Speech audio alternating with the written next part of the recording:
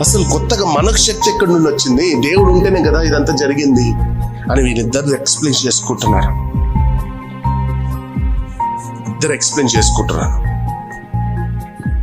ప్రభు ఉండి తన రెక్కల మీద మనల్ని నడిపిస్తూ వాగ్దాన దేశానికి తీసుకెళ్తున్నాడు. మనకు భయం ఎందుకు భయపడుతున్నారు? ఎందుకు తిరిగి పాపపు జీవితాన్ని జీవించాలని అనుకుంటున్నారు? ఎందుకు తిరిగి ఆ పాపంలో పడాలని అనుకుంటున్నారు? ఎందుకు తిరిగి ఆ పాపపు పనులు చేయాలని అనుకుంటున్నారు? దేవుడు మీ కొరకు ఒక సేవకుని నిర్ణయించుకున్నాడు కదా, ఒక సేవకుని నియమించుకున్నాడు కదా. ఆ సేవకుని కట్టబడి ఉండండి. వాళ్ళ మాటలు వీళ్ళ మాటలు విని దేవుడు నియమించుకున్న సేవకుని సంఘాన్ని వదిలిపెట్టి వెళ్ళకండి. ఒకవేళ వదిలిపెట్టి వెళ్ళారా డైరెక్ట్ ఐగుప్తు దేశంలో ల్యాండ్ అవుతారు.